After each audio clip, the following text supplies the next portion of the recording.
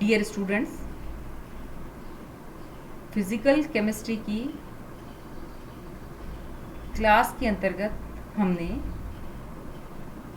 Last class में thermodynamics के joules experiment के बारे में पढ़ा था। उसी क्रम में आज हम जूल थॉमसन इफेक्ट के बारे में पढ़ेंगे। What is the Joule-Thomson effect? If a gas is allowed to expand by passing through a porous plug from a high pressure region to low pressure region under adiabatic conditions, its temperature falls appreciably. This is called the Joule-Thomson effect. कि यहाँ ये बताया गया कि adiabatic conditions यानी रुद्धोष्मावस्था में यदि हम किसी गैस को उच्च दाब क्षेत्र से निम्न दाब क्षेत्र की ओर पोरस प्लग से प्रसारित करते हैं तो उसके ताप में कमी आती है। ताप में कमी आना ही जूल-थॉमसन प्रभाव कहलाता है। गैस के ताप में जो कमी आती है, यह कमी पोरस प्लग के दोनों ओर दाब में अंतर के समानुपाती होती है। इसीलिए हम इसको लिखते हैं delta T is directly proportional to delta P. The fall in temperature of gas is directly proportional to the difference in pressure on two sides of porous plug. Porous plug के दोनों तरफ जितना दाब में अंतर होगा उतनी ही टेम्परेचर में कमी आती है। तो हम ये देखते हैं कि जूल-थॉमसन इफेक्ट में कूलिंग इफेक्ट या शीतलन प्रभाव दिखाई देता है। एक तरीके से हम ये कह सकते हैं कि शीतलन ही जूल-थॉमसन इफेक्ट है। अब जो कूलिंग है उसका क्या कारण हो सकता है, तो इसको हम इस तरीके से समझ सकते हैं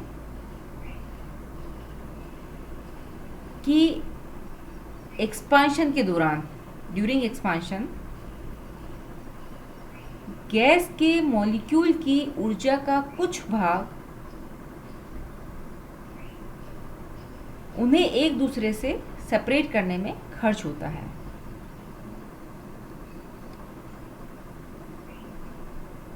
क्योंकि इसके लिए उनको inter atomic force of attraction, generally ये कौन से फोर्स होते हैं, वॉन डेर वाल फोर्स होते हैं, तो इंटरमॉलिक्यूलर फोर्स ऑफ अट्रैक्शन के विरुद्ध कार्य करना पड़ता है। जितना ज़्यादा van der Waals force of attraction होगा उतना ही ज़्यादा एनर्जी खर्च होगी, और जब ऊर्जा खर्च होगी इसका मतलब उसके टेम्परेचर में भी कमी आती है। जूल-थॉमसन इफेक्ट में जो कूलिंग प्रभाव दिखाई देता है उसका यही कारण है कि गैस की अणु की ऊर्जा उनकी इंटरमॉलिक्यूलर फोर्स ऑफ अट्रैक्शन को तोड़ने के लिए खर्च हो जाती है। लेकिन अगर हम आइडियल गैस की बात करें तो चूंकि आइडियल गैस में जो van der Waals force of attraction होते हैं वो नेग्लिजिबल होते हैं, नगण्य होते हैं। इसीलिए जब आइडियल गैस का एक्सपांशन होता है, ऐसी स्थिति में इन फोर्स के विरुद्ध कार्य करने में ऊर्जा का व्यय नहीं होता है, क्योंकि उसके अंदर नेग्लिजिबल फोर्स ऑफ अट्रैक्शन है, तो एनर्जी का खर्च भी नहीं होगा, तो जूल थॉमसन प्रभाव भी ज़ीरो के बराबर होगा। तो क्वेश्चन कई बार ये आता है कि जो आइडियल गैस होती हैं उनके लिए जूल थॉमसन प्रभाव शून्य क्यों होता है। तो उसका सीधा सा कारण ये है कि क्योंकि उनके अंदर van der Waals force of attraction negligible होते हैं, इसीलिए इन फोर्स के विरुद्ध कार्य करने के लिए ऊर्जा का व्यय नहीं होता है और जूल थॉमसन प्रभाव शून्य होता है। ऐसा भी पाया गया कि जैसे जैसे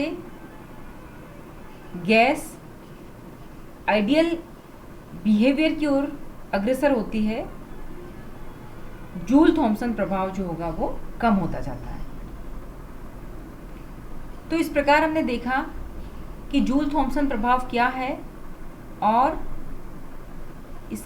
इसमें कूलिंग का क्या कारण है और आइडियल गैस के लिए जूल थॉमसन इफेक्ट का मान शून्य क्यों होता है।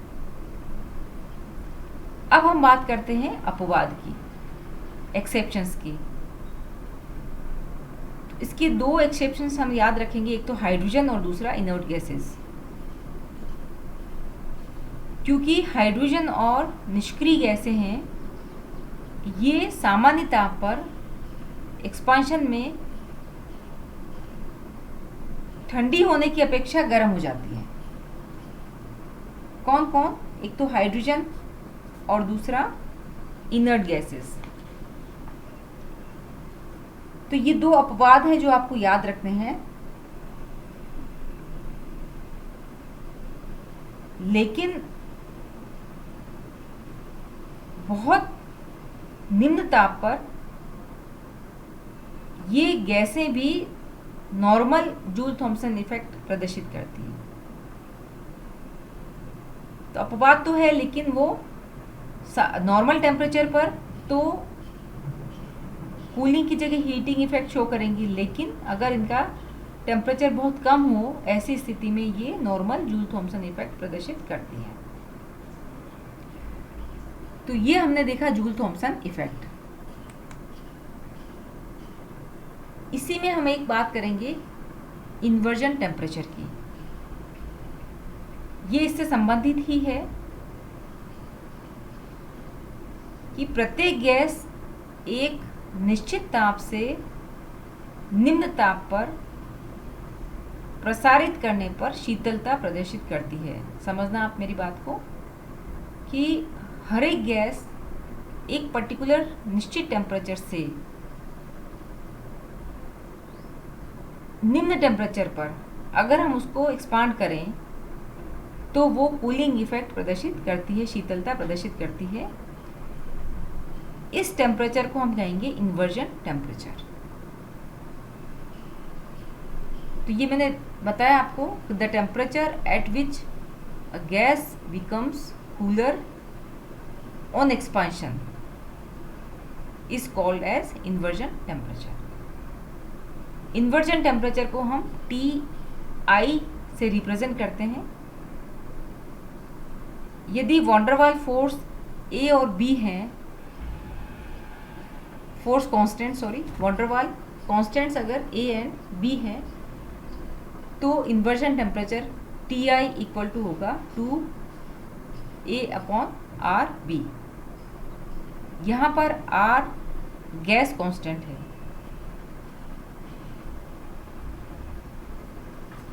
यदि इन्वर्जन टेम्परेचर से अधिक टेम्परेचर पर गैस को एक्सपांड किया जाता है तो गैस गर्म हो जाती है, लेकिन इन्वर्जन टेम्परेचर पर एक्सपांड करने पर गैस न तो कूलिंग इफेक्ट शो करेगी और ना ही हीटिंग इफेक्ट शो करती।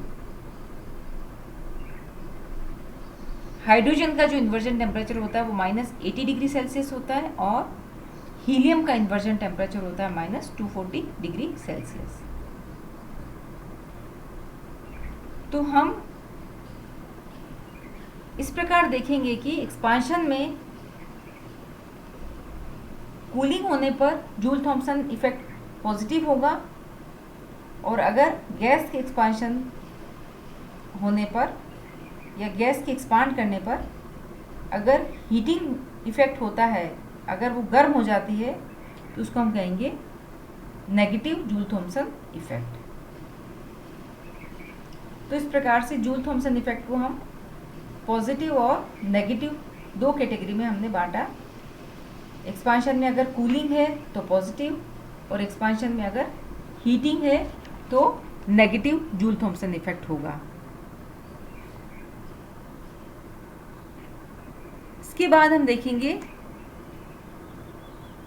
एक और टेम्परेचर जिसको हम बोलते हैं boils temperature. Boils temperature is that minimum temperature above which value of PV always increases with increasing pressure।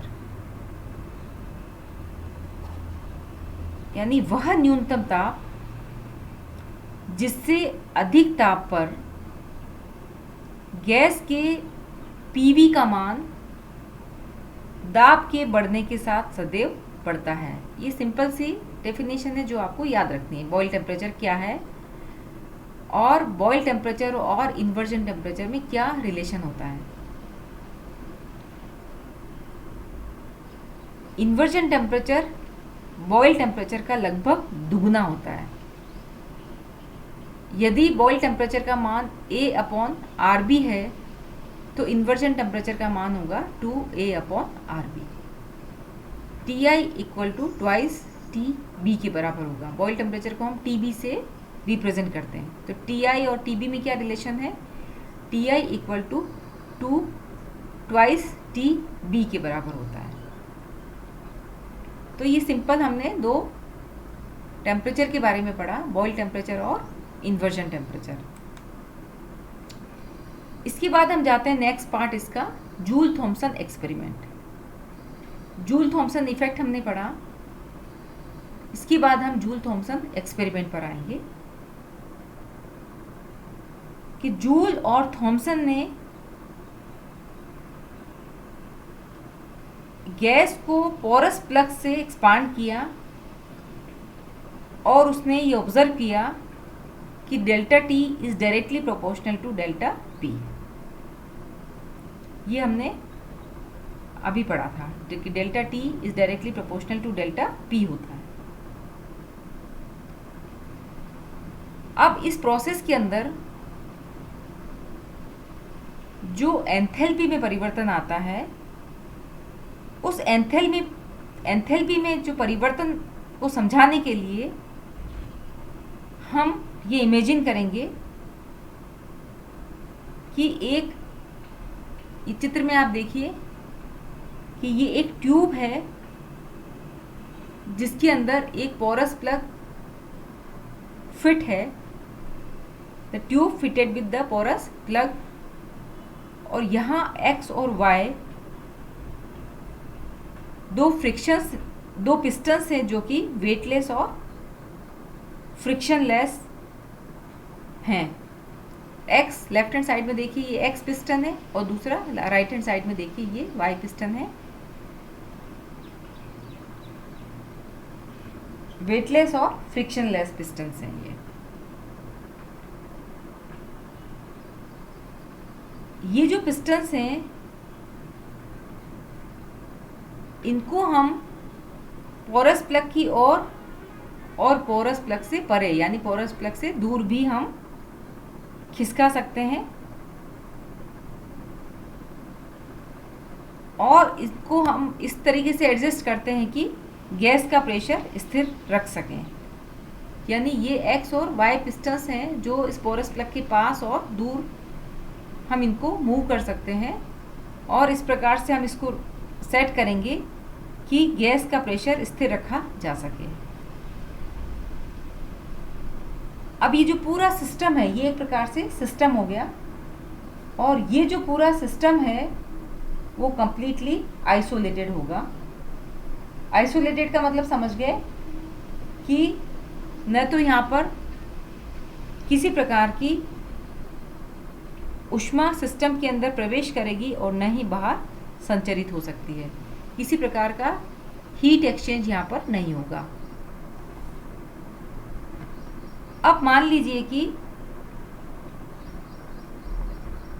Gas की कुछ मात्रा पोरस प्लग में से होकर के एक्सपांड की जाती है। Let some amount of gas expands from porous plug. The pressure and temperature towards left side of plug is P1 and T1 and it covers volume V1। Left hand side में P1, V1 और T1 होगा। The same amount of gas on right side of plug occupies volume V2 and now the pressure is P2 and temperature is T2। ये बिल्कुल clear है। यहाँ पर इस figure से आपको सब कुछ शो हो रहा है। अब हम कैलकुलेट करेंगे total work done by gas. सबसे पहले हम देखेंगे लेफ्ट हैंड साइड में, देखिए आप, work done on gas in compression.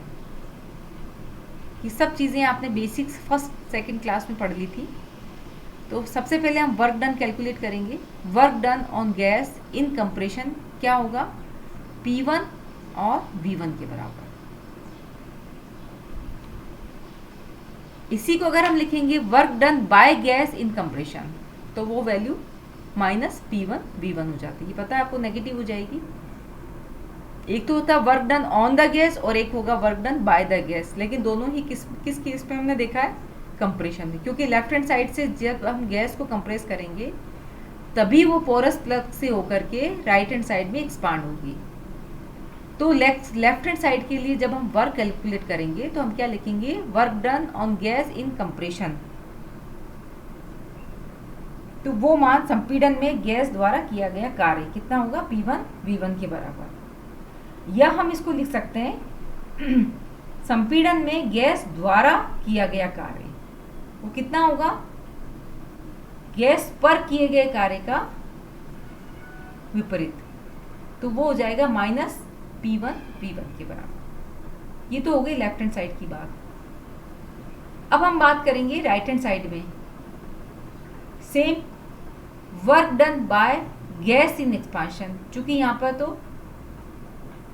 प्रसरण में गैस द्वारा किया गया कार्य होगा, वर्क डन बाय गैस होगा, गैस के द्वारा किया गया कार्य। इन एक्सपांशन यानी प्रसरण में गैस के द्वारा किया गया कार्य कितना होगा? P2 V2 के बराबर। वर्क डन बाय गैस हमेशा इन एक्सपांशन पॉजिटिव होता है और इन कंप्रेशन नेगेटिव होता है। इसीलिए हमने कंप्रेशन में P1 V1 लिखा था और यहाँ पर एक्सपांशन में हमने लिखा है P2 V2। तो P1 V1 क्या था? वर्क डन ऑन गैस था, और जबकि यहाँ पर वर्क डन बाय गैस है। तो इस प्रकार से हम गैस द्वारा किए गए कुल कार्य की गणना करेंगे। The total work done by gas W किसके बराबर हो जाएगा? P2 V2 minus P1 V1 के बराबर। यानी work done by gas in expansion minus हम क्या करेंगे? Work done by gas in compression. तो इस प्रकार से हमें वर्क डन कितना कार्य किया गया वो मिल जाएगा। गैस के द्वारा किए गए कार्य की गणना हम कर सकते हैं। अब देखिए, चूंकि जो एक्सपांशन है वो कौन सा है? एडियाबेटिकली है, रुद्धोष्म प्रसरण है। तो आप जानते हैं Q का मान किसके बराबर होगा? 0 के बराबर। अर्थात सिस्टम अपनी इंटरनल एनर्जी खर्च कर कार्य करता है। तो इस प्रकार से यदि हम फर्स्ट लॉ ऑफ थर्मोडायनेमिक्स को लिखेंगे तो क्या होगा? Delta E equal to Q minus W, और यहाँ पर Q की वैल्यू चूंकि 0 है तो हो जाएगा 0 माइनस W के बराबर, और डेल्टा E की जगह आप लिख सकते हैं E2 minus E1 change in internal energy equal to अब क्या होगा, माइनस का साइन एज इट इज रहेगा और W की जगह आप लिखेंगे P2V2 माइनस P1V1। क्या हो गया वो, total work done by gas W। इस प्रकार से हम इसको लेफ्ट से राइट और शिफ्ट करेंगे, राइट से लेफ्ट, तो E2 plus P2V2 equal to E1 plus P1V1 हो जाएगा। और चूंकि आप जानते हो E प्लस PV किसके बराबर होता है, एंथैल्पी के बराबर होता है, इसको आप H लिख सकते हैं। तो E2 plus PV2 equal to हो जाएगा H2 और E1 प्लस PV1 हो जाएगा H1। तो ये हम लिख देंगे H2 इक्वल टू H1, और इसको आप लिख सकते हैं delta H equal to H2 minus H1 equal to 0। इसका मतलब क्या हुआ कि the enthalpy of system remains constant, delta H equal to 0 हमने लिखा है यहाँ पर। तो the enthalpy of system remains constant when a gas expands adiabatically through a porous plug. This type of expansion is therefore called as isoenthalpic process. तो बिल्कुल clear है यहाँ पर कि जब पोरस प्लग में से किसी गैस का एडियाबेटिक एक्सपांशन होता है तो सिस्टम की एंथैल्पी अपरिवर्तित रहती है। हम यहाँ देख रहे हैं डेल्टा H 0, यानी सिस्टम की एंथैल्पी अपरिवर्तित रहती है। इस प्रकार की एक्सपांशन को आइसोएंथैल्पिक प्रोसेस भी कहा जाता है। तो ये बहुत इम्पॉर्टेंट क्वेश्चन है जो आपसे दो तरीके से एग्जाम में पूछा जा सकता है। या तो आपसे पूछा जा सकता है कि एक्सप्लेन जूल थॉमसन एक्सपेरिमेंट, या फिर आपसे पूछा जा सकता है कि what is the isoenthalpic process.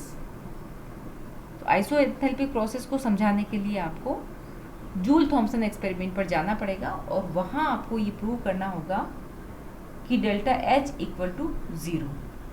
या आपसे पूछ सकते हैं कि for adiabatic process explain the isoenthalpic process. Adiabatic expansion जहाँ भी होगा, ऐसी स्थिति में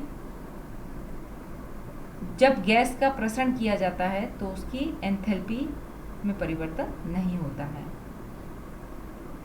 तो किसी भी प्रकार से अगर क्वेश्चन आता है तो आपको उसके लिए तैयार रहना है। आज की क्लास के लिए बस इतना ही। Thank you very much.